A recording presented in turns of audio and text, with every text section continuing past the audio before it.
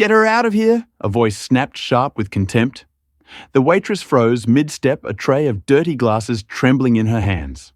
40 men in tailored suits stared at her like she had broken an unspoken law. At the head of the table, the billionaire's fingers tightened around the ancient letter. His eyes dark with disappointment. They didn't know she had already solved it. They didn't know the poem wasn't a puzzle, but a confession. As security moved toward her, the words her father once whispered burned in her chest. Speak the truth, even if it costs everything. And when she finally spoke, history began to collapse. The rain on Park Lane in London didn't just fall. It felt like it was trying to scrub the city clean of its sins. Inside the kitchen of the Royal Kensington Hotel, the steam was thick enough to chew on. Esther Vance swiped a bead of sweat from her forehead with the back of her hand, careful not to smudge her uniform.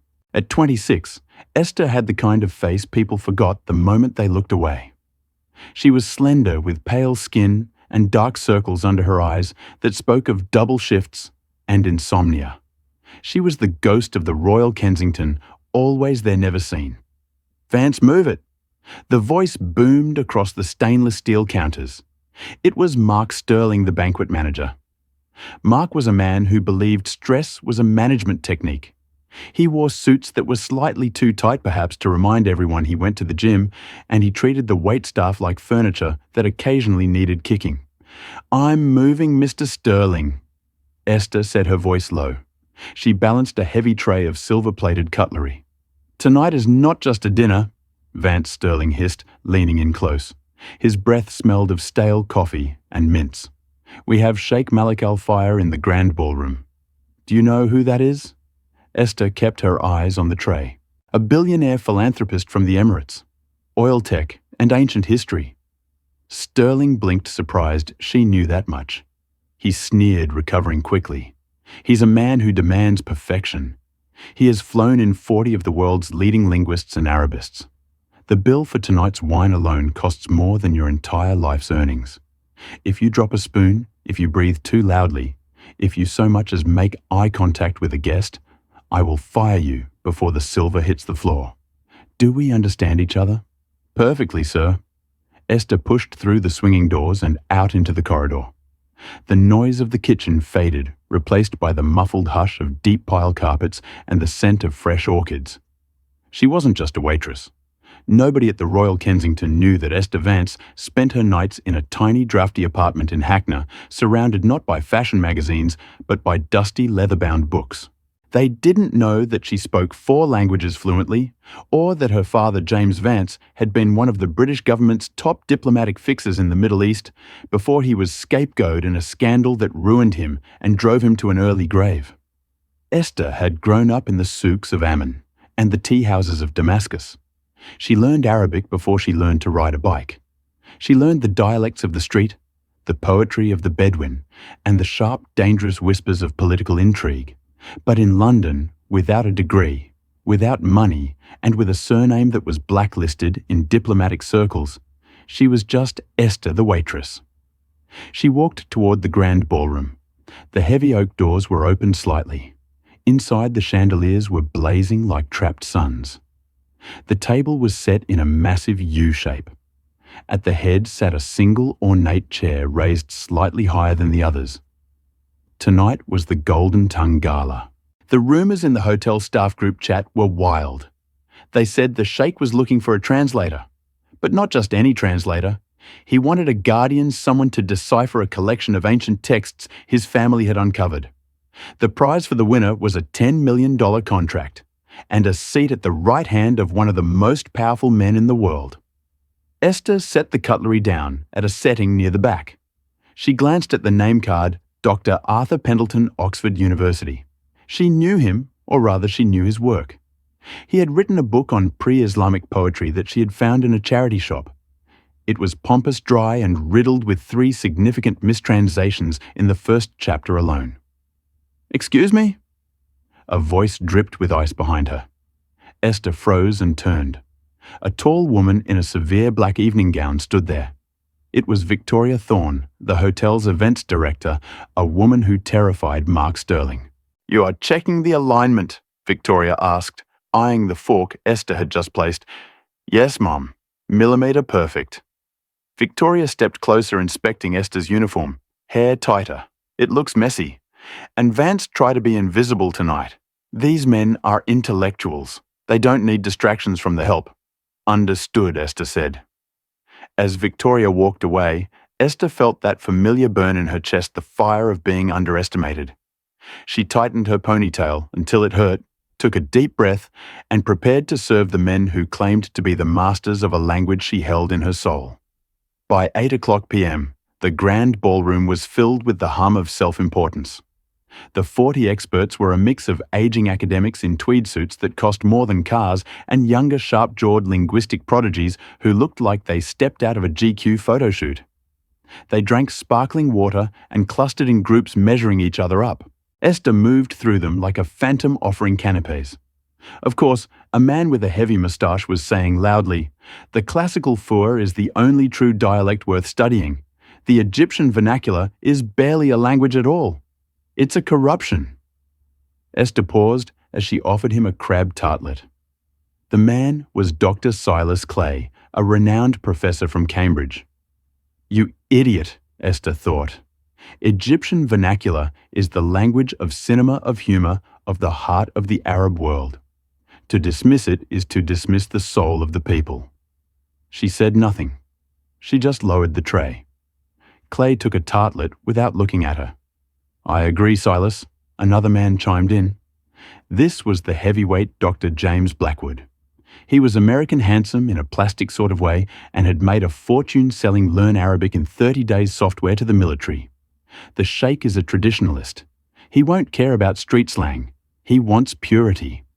"Gentlemen," a voice beamed over the PA system. "Please take your seats."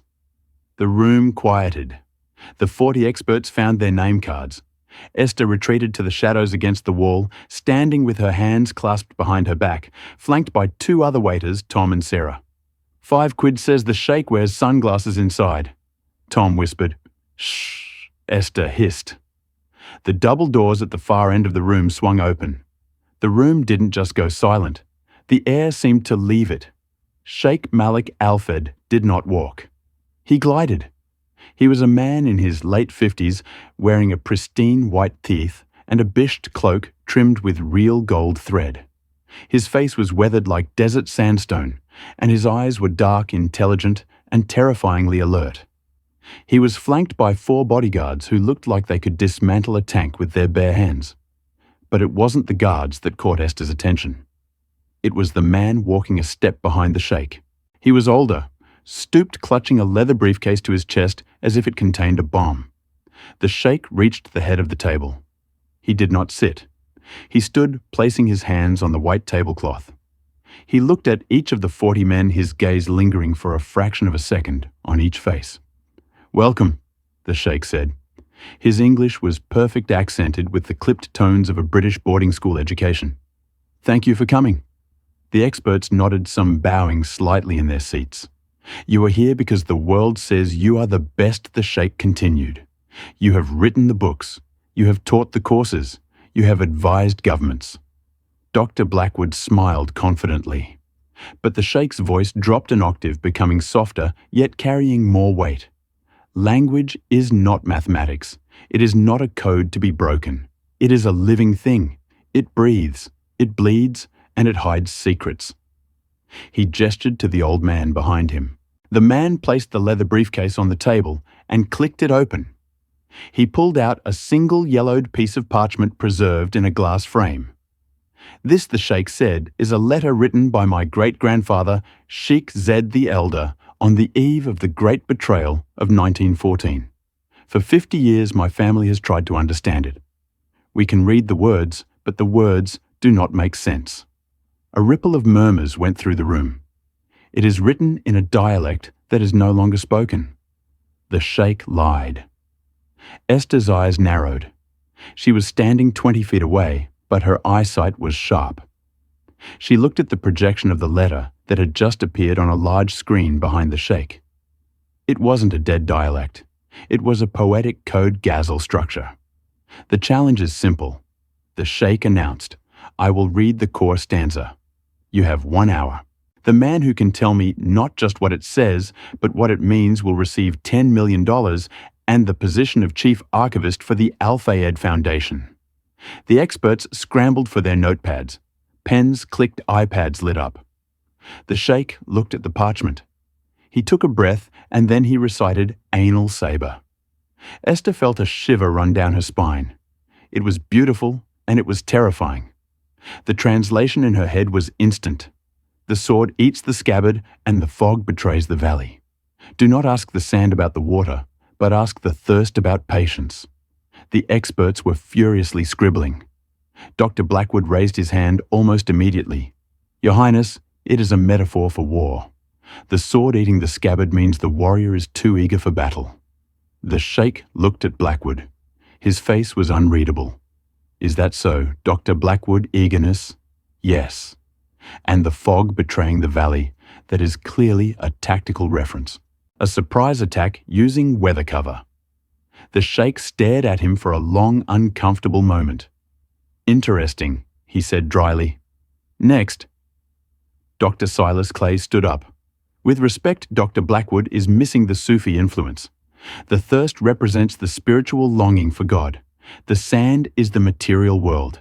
It is a religious text warning against materialism. The sheikh's eyes flickered. A religious text, you are certain. Absolutely, Clay said, adjusting his glasses. The syntax is unmistakable. One by one they gave their answers. They spoke of war, of God of harvest seasons, of lost lovers. They dissected the grammar. They analyzed the verb roots. They turned the poetry into an autopsy. As the hour wound down, the sheikh's shoulders seemed to sag. The excitement in his eyes dimmed. He looked like a man who had traveled across an ocean to find a treasure, only to find a box of sand. Is there no one else? The sheikh asked quietly. The room was silent. The 40 experts sat in their expensive suits, confident in their wrongness, waiting for the check to be written. Esther was trembling. She shouldn't. She couldn't. Mark Sterling was watching her from the corner like a hawk. If she spoke, she would be fired. She would lose her rent money. She might be blacklisted from every hotel in London. But she looked at the sheikh's face. She saw the grief there. This wasn't a game to him. That letter, it was a warning. A warning from a father to a son that had been misunderstood for a century. She remembered her own father dying in that hospital bed, holding her hand, whispering to her in Arabic, "The truth, Esther. Always serve the truth even if it kills you." The sheikh sighed and motioned to his guards to pack up the parchment. "It seems," he said, his voice heavy with disappointment, "that the wisdom of the West has its limits."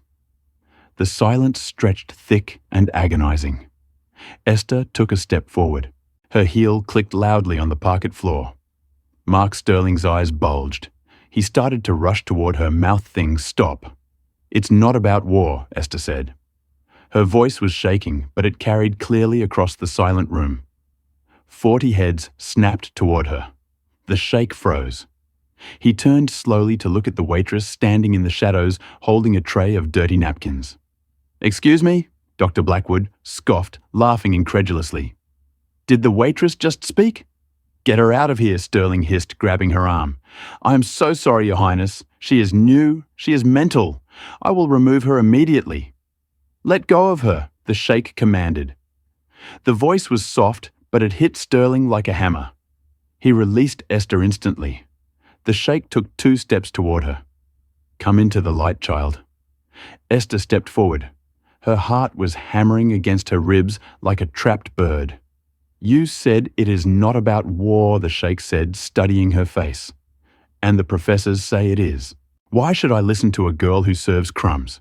Because Esther said locking eyes with the billionaire. The professors are reading the words, but they aren't listening to the pain." Dr. Blackwood slammed his hand on the table. "This is preposterous. She's a servant. She probably doesn't even know the difference between a noun and a verb." "I know," Esther said, turning to Blackwood, her fear suddenly replaced by a cold, sharp anger. "That also, Algimd, isn't about eagerness. A sword eating its scabbard destroys the only thing designed to protect it. It's not about an enemy. It's about betrayal from within. The room went dead silent. The Sheikh's eyes widened. Go on? Esther turned back to the Sheikh. The fog betrays the valley. Fog usually protects the valley from the heat. If it betrays it, it means the protection has become the trap. And the last line, ask the thirst about patience. She took a deep breath. It's a suicide note, Esther whispered. Or a final warning. Your great-grandfather wasn't writing about a battle. He was saying that his own family, his own gods, his scabbard had turned against him. He was alone. He was thirsty not for water, but for loyalty, and he knew he was going to die. The Sheikh went pale. He reached out and gripped the back of a chair to steady himself. Impossible, Dr. Clay muttered. That's pure speculation, is it? The Sheikh whispered. He looked up at Esther, his eyes shimmering with unshed tears. My great-grandfather was assassinated 3 days after writing this by his own brother, his head of security. The experts gasped. We never knew, the Sheikh said, his voice trembling. We thought it was a rival tribe. We blamed the wrong people for 100 years. We fought wars because of this letter. He walked right up to Esther, ignoring the stunned professors. He stood inches from her, smelling of oud and rain. Who are you? He asked. I'm just a waitress, Your Highness, Esther said. No. The Sheikh shook his head. No one learns to hear the heart of the desert in a London kitchen. Who are you? Esther hesitated. If she said her name, it could all be over. Her father's name was Mud, but she looked at the truth in the Sheikh's eyes, and she knew she couldn't lie. My name is Esther, she said softly. Esther Vance. My father was James Vance. The sound of a glass shattering echoed through the room. It wasn't a waiter dropping a tray. It was Dr. Blackwood. He had dropped his water glass. His face had gone the colour of ash. Vance, the Sheikh, repeated. His eyes narrowed, the warmth vanishing, replaced by a steel trap intensity. The man who stole the Sinai blueprints, the traitor. He wasn't a traitor, Esther shouted, the years of silence finally breaking. He was framed, and I can prove it. The drama had just begun. The silence in the grand ballroom was no longer the silence of awe. It was the silence of a courtroom right before the gavel drops. James Vance, the Sheikh, repeated. The name tasted like ash in his mouth. The man who sold the coordinates of the Royal Safe House to the insurgents in 1998. The man whose greed cost my father his leg. No, Esther cried out. The professional mask of the waitress was gone, replaced by the desperate passion of a daughter. He didn't sell anything. He was the one who tried to warn you. Security.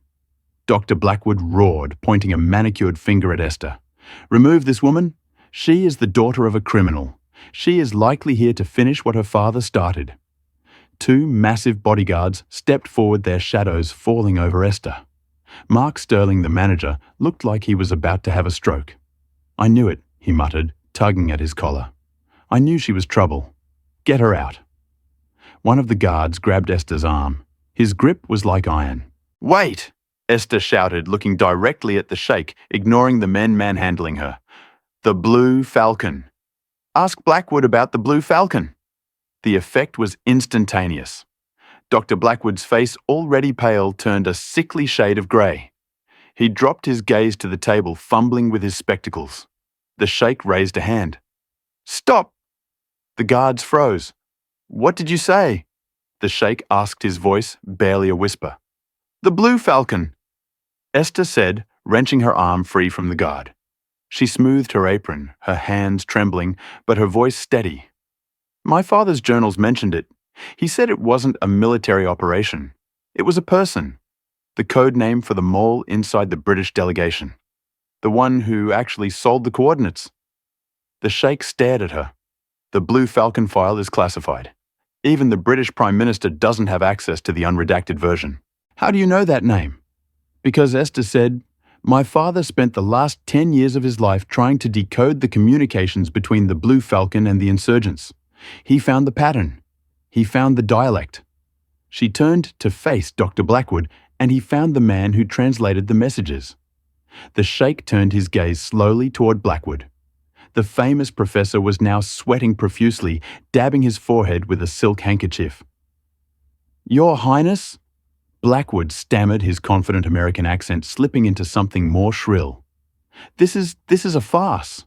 She's a waitress. She is clearly deranged, a conspiracy theorist. We are here for a linguistic challenge, not to indulge the fantasies of a traitor's daughter. Then prove her wrong," the sheikh said coldly. He walked back to the head of the table and sat down. He looked like a judge on a throne. "I am bored with standard poetry," the sheikh declared. "If this girl is a fraud, she will fail. If you gentlemen are the experts you claim to be, you will have nothing to fear." He snapped his fingers. The old archivist, the man with the stooped back, skewered forward. He produced a digital tablet and connected it to the room's audio system. In the archives of the Alfiad family, the sheikh said, "We have recordings tapes from the 1990s, intercepted radio calls. Most are static, indecipherable. But there is one." He looked at Esther. "You say your father knew the dialect of the traitor?" "He taught it to me," Esther said. "It's a pidgin, a mix of Maghreb Arabic French and a specific code used by smugglers in the port of Tangier." "Rubbish," Dr. Clay shouted from down the table. "Tangier smugglers use a Berber dialect. Everyone knows that. Not the Blue Falcon," Esther said softly. The sheikh pressed play. Static filled the room. Then a voice cut through the noise. It was distorted, raspy, and speaking fast. "Alifa tat listen." The sheikh paused the tape. "Translate. Anyone." The experts looked at each other. "It's about merchandise," a professor from Yale ventured. "The goods are in the box. The key is under the tongue." Another added, 50,000, not a diner less," Dr. Clay finished. "It's a standard ransom demand. Simple Arabic." The sheikh looked at Esther. "Is it?" Esther closed her eyes. She listened to the echo of the words in her mind. She didn't hear the words. She heard the intonation, the stress on the syllables. "No," Esther said, opening her eyes. "It's not Alma key. The speaker isn't saying key. He's saying Al-Mui." Laughter broke out around the table. The Mufti Blackwood scoffed. "A religious scholar is under the tongue. That makes no sense." In the Tangier smuggler code, Esther said, her voice rising. Under the tongue means silenced. And Al-Mui was the code name for the judge who was overseeing the peace treaty. She looked at the sheikh. "The message isn't about ransom. It's an assassination order. The judge has been silenced. The money is confirmed." The sheikh went rigid. "The judge," he whispered, "my uncle. He was poisoned the day before the treaty. We never knew how they got to him." He looked at the experts. "Did any of you hear MUI?" They shook their heads, looking confused. To them, it sounded exactly like Mifa. "Play it again," the sheikh commanded. He played it. This time, he turned the volume up. "Albiduk almi tat alisan." It was subtle, a slight elongation of the vowel, a shift in the throat.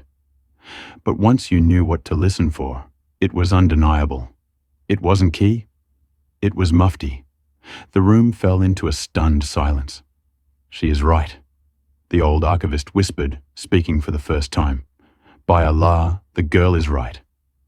The sheikh stood up. He looked at Esther with a new expression. It wasn't just curiosity anymore. It was respect and fear. "You have the ear," the sheikh said. "The golden tongue." "I have my father's ear," Esther corrected him. "He tried to tell the British intelligence this. They laughed at him. They said he was hearing things. They said he was incompetent. And then, when the operation failed, they blamed him." She turned her gaze to Dr. Blackwood. Who was the linguistic advisor to the British intelligence in 1998? Dr. Blackwood. Blackwood was drinking a glass of water. His hand shook so badly that water splashed onto his chin. I was a consultant," Blackwood stammered. "But I dealt with Farsi, not Arabic dialects," liar, Esther said. She took a step closer to the table. "I read your dissertation from 1995. The hidden dialects of the Maghreb. You were the world's leading expert on Tangier codes. You knew exactly what that tape said, and you let them blame my father. This is outrageous. Blackwood stood up, his chair scraping loudly against the floor. "Your Highness, I will not be interrogated by the catering staff. I am leaving." "Sit down," the sheikh said. He didn't shout. He didn't have to. The menace in his voice was enough to freeze blood. The bodyguards moved to block the doors. "We are not done," the sheikh said. "The night is young, and we have one final test." The grand ballroom felt smaller now. The air was heavy, charged with the electricity of a storm about to break. You claim the sheikh addressed the room, but his eyes were locked on Blackwood and Esther to be masters of the written word. "Very well." He gestured to the archivists. They brought out a large flat case covered in blue velvet. "Most of you may leave," the sheikh said dismissively to the other 38 professors. "You have failed to see what a waitress saw in seconds. You are dismissed. Your appearance fees will be paid. Go." It was a humiliation of epic proportions. 38 of the world's most brilliant minds gathered their papers and shuffled out, heads bowed, casting angry, confused glances at the young woman in the uniform. Only Dr. Blackwood remained at the table, and Dr. Silas Clay, who refused to leave, convinced there was still a mistake. 3 remained, the sheikh said. Dr. Blackwood, Dr. Clay, and Miss Vance. He uncovered the case. Inside lay a stone tablet. It was jagged, broken at the edges, and covered in script that looked like a chaotic mix of scratches and dots. The tablet of the empty quarter, the sheikh announced, found in the wreckage of a caravan lost in 1920. It is believed to be a map to the hidden reserves of the Alfiad ancestors. But no one can read it. It is not Arabic. It is not Aramaic. It uses Arabic letters, but the words make no sense. He looked at Blackwood. "Dr. Blackwood, redeem yourself. Tell me what it says." Blackwood approached the stone. He pulled out a magnifying glass. He studied it for 5 minutes, sweating. It is a cipher," Blackwood said finally. "A substitution cipher.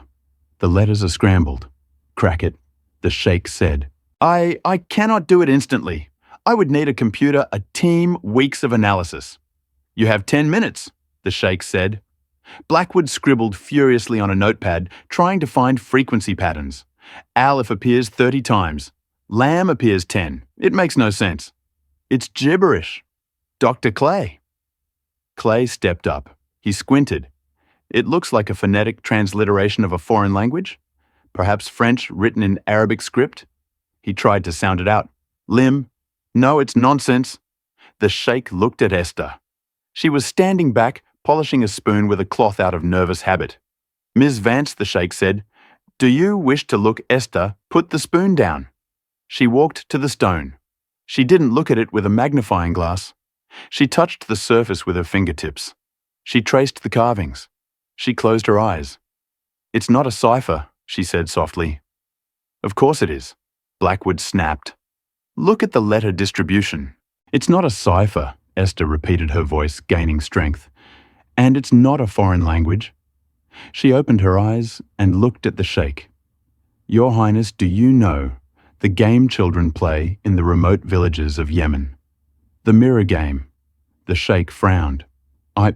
I have heard of it. They write backwards," Esther said. "But not just right to left. They write the letters as if they are reflected in water. It's a way to pass messages that adults who are too rigid in their thinking cannot read." She pointed to the first line. "This isn't all bar the sea. If you flip the letters mentally, it becomes Ra." "Terror," the sheikh translated. "Yes," Esther said. "And this line, it's not summer sky. Flip it. Amos." "Yesterday," the sheikh whispered. "Terror of yesterday," Esther read the title of the stone. "It's not a map to gold, Your Highness. It's a list of names, a list of debts owed." She ran her finger down the jagged stone. "It lists the tribes that betrayed your grandfather during the famine. It was never meant to be read by the public. It was a mirror text meant only for the reflection in the well." She looked up. "Bring a mirror." The sheikh motioned to a waiter. A silver serving platter was brought over. The sheikh held it up to the stone, angling it to catch the reflection. There in the polished silver, the chaotic scratches suddenly aligned. They formed perfect legible classical Arabic. The terror of yesterday will haunt the peace of tomorrow. These are the men who sold our water for gold. The room was so quiet you could hear the rain hitting the windows on Park Lane. Incredible, Dr. Clay breathed. Simply incredible.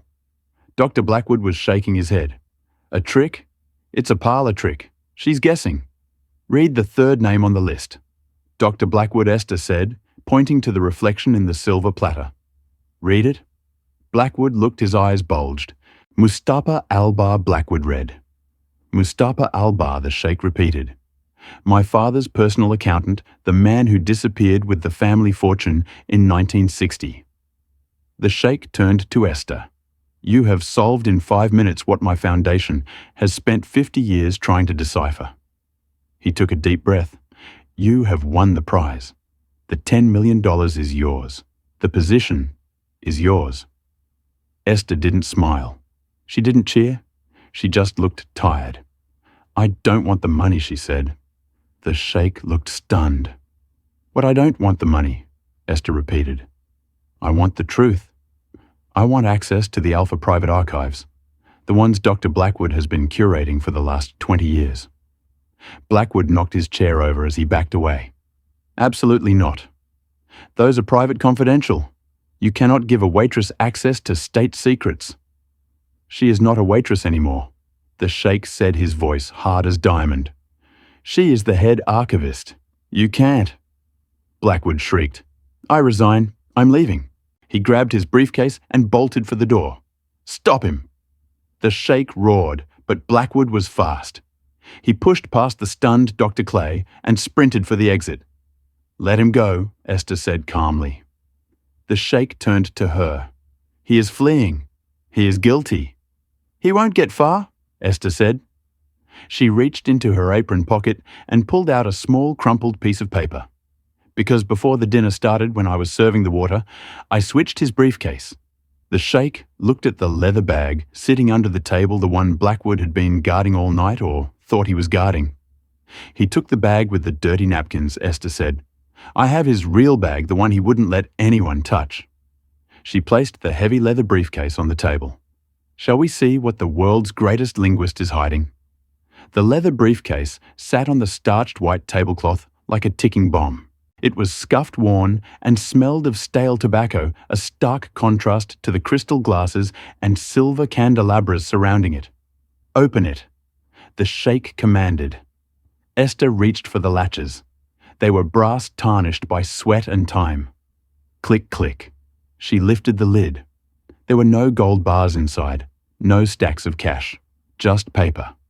Mounds of disorganized, frantic paperwork maps and a single heavy satellite phone that looked like a military relic. What is all this? Dr. Silas Clay asked, leaning in his curiosity, overcoming his fear. Esther picked up the top document. It was a blueprint, but not just any blueprint. It was a schematic of the Royal Kensington Hotel. Red marker lines were drawn across the exits, the ventilation shafts, and the grand ballroom.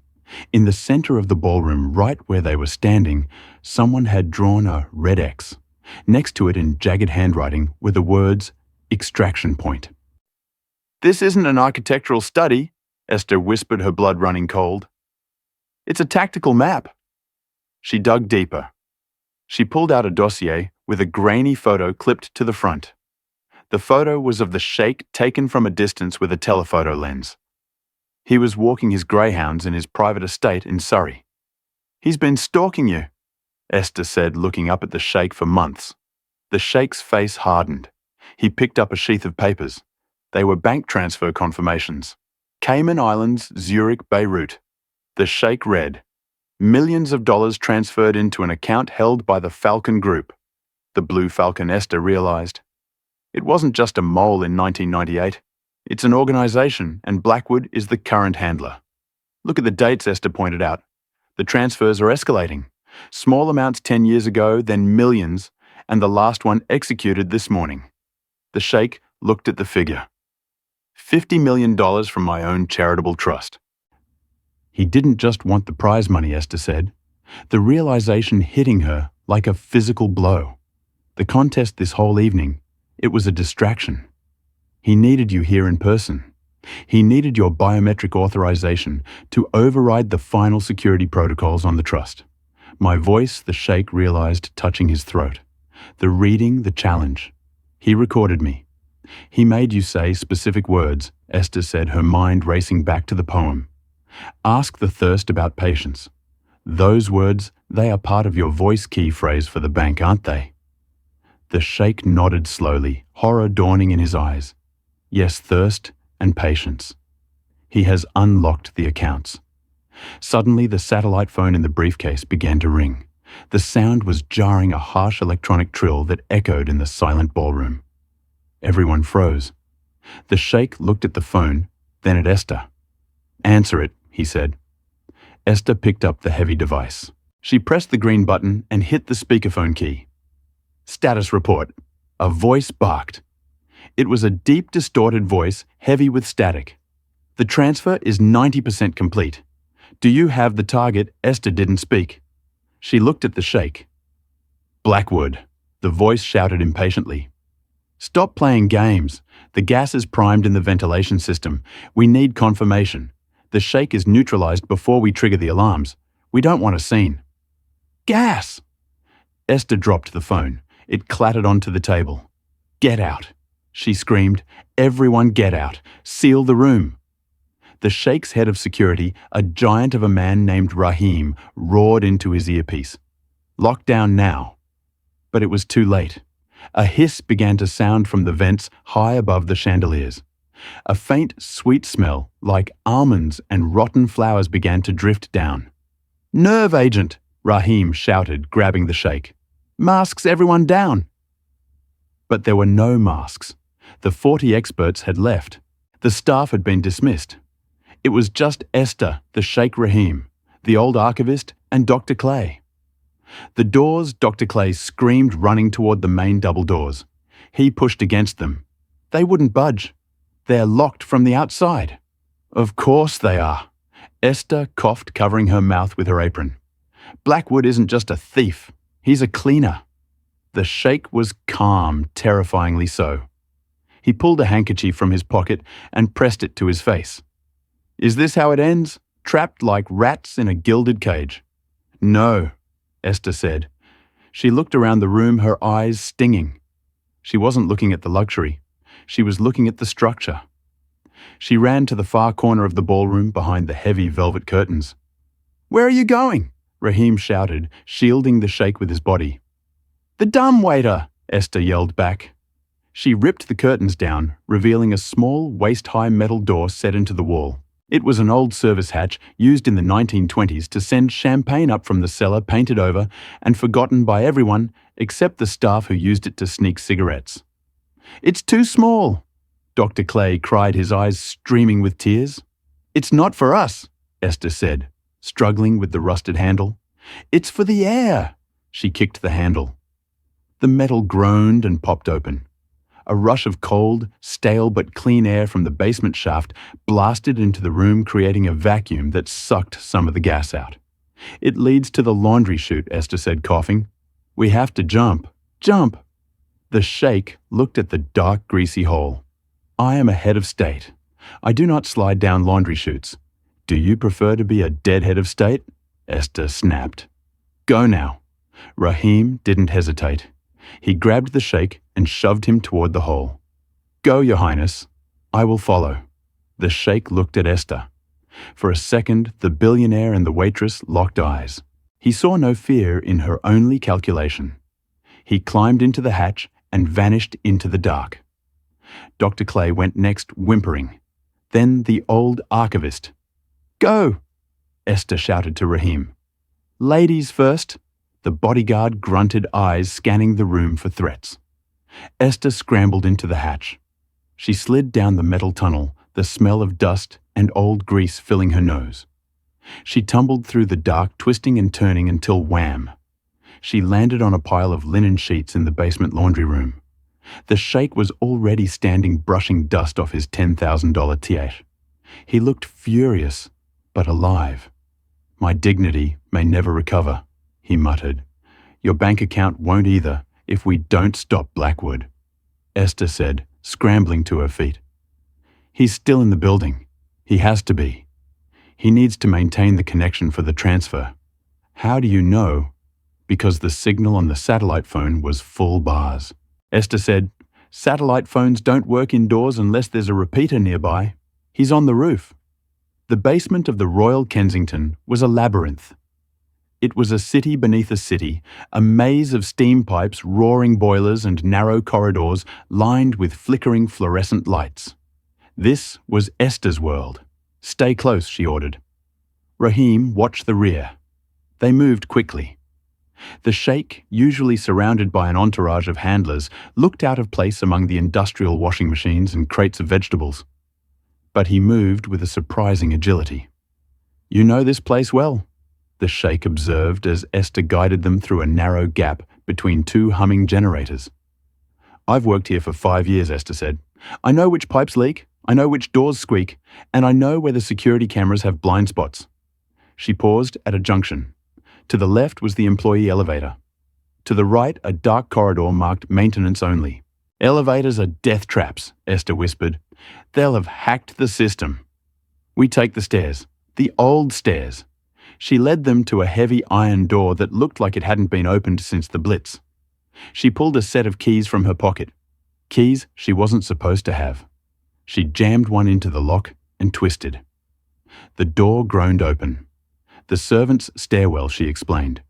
"Built in 1900, removed from the floor plans in the 80s renovation. It goes all the way to the roof." They began to climb. The air grew colder as they ascended. "Miss Vance," the sheikh said, his breath coming in short bursts. Why what? Why help me? My family ruined yours.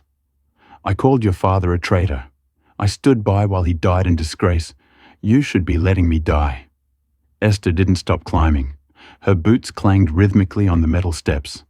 "Because my father didn't raise me to be bitter," she said. "He raised me to be a translator. And a translator's job is to clear up misunderstandings." She paused on the landing of the 10th floor. "And besides," she added, looking back at him, a fierce glint in her eyes, "Blackwood ruined him. You were just the weapon he used. I don't blame the sword for the cut. I blame the hand that swings it." The sheikh looked at her, stunned in the dim light of the stairwell. She didn't look like a waitress. She looked like a queen. "Your father," the sheikh said quietly, "was man I gave him credit for. And he raised a daughter who shames me with her honor."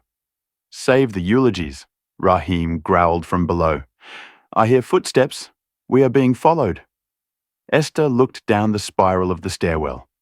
Shadows were moving fast. 3 floors down. Flashlight beams cut through the gloom. "Mercenaries!" Rahim hissed. "They found the laundry room." "Run!" Esther said. They sprinted up the final flights. Their lungs burned. Their legs screamed. They burst out onto the 20th floor, landing the roof access. Esther slammed her shoulder against the crash bar. It flew open. Wind and rain lashed at them. They were on the roof of the Royal Kensington, high above the glittering lights of London. In the centre of the roof, huddled under the shelter of the massive HVAC units, was a figure. It was Dr. Blackwood. He was hunched over a laptop shielded from the rain by a tactical umbrella held by a man in dark tactical gear. Cables ran from the laptop to a portable satellite dish clamped to the ventilation housing. 98% Blackwood was muttering, his face illuminated by the blue glow of the screen. Come on, Blackwood." The sheikh roared, his voice carried over the wind, commanding and terrible. Blackwood jumped. He spun around, his eyes wide. "You," he shrieked. "You're supposed to be dead. The gas was foolproof. Your translation was sloppy," Esther shouted, stepping out from behind the sheikh. "Just like your poetry," Blackwood sneered. "Esther Vance, the little rat in the kitchen. You really are persistent." He gestured to the mercenary beside him.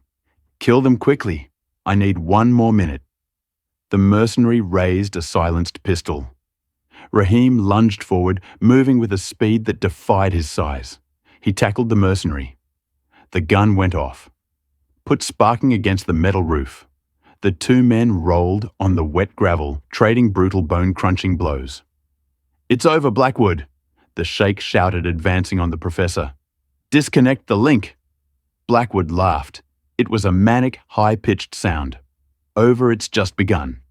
Do you know what I'm going to do with your billions? Malik, I'm going to rewrite history. I'm going to fund the coup that puts my puppet on your throne. I will be the architect of a new Middle East." He turned back to the computer. 99%. Esther looked around. She had no weapon. She was a waitress. She had a corkscrew, a pen, and a notepad in her apron. She saw the thick black cable running from the laptop to the satellite dish. It was 10 feet away. Blackwood was between her and the cable. She looked at the sheikh. He was older, exhausted. He couldn't fight Blackwood. Esther's eyes darted to the HVAC unit next to Blackwood, a high-pressure steam valve, the safety release. It was marked with a bright red lever. Physics, she thought. The universal language. She didn't run at Blackwood. She ran at the pipe. "What are you doing?" Blackwood yelled, distracted. Esther grabbed the red lever. It was hot. She gritted her teeth, ignoring the searing pain in her palm, and yanked it down with all her weight. Hish! A jet of superheated steam blasted out of the valve, directly at the satellite dish. The intense heat and moisture hit the delicate electronics. Sparks showered down like fireworks. The dish sizzled, popped, and then exploded in a puff of acrid black smoke. Blackwood's screen went black. Connection lost. The automated voice from the laptop announced pleasantly, "Transfer failed." "No," Blackwood screamed. He pounded the keyboard. "No, no, no." He spun around, his face twisted into a mask of pure hatred. He pulled a knife from his belt, a jagged ceremonial dagger he must have stolen from the collection. "You ruined everything!" he shrieked, charging at Esther. She was cornered against the edge of the roof. The drop was 20 stories. "Esther's!" the sheikh shouted, rushing forward. Blackwood slashed at her. Esther dodged the blade, tearing her apron. She slipped on the wet gravel. She fell back, her hands scrabbling for purchase on the slick roof. Blackwood loomed over her, raising the dagger for the killing strike. "Say hello to your father in hell." Blackwood spat. Esther looked up. She didn't see a monster. She just saw a pathetic, greedy man. "You first," she whispered. Suddenly, a shadow fell over Blackwood.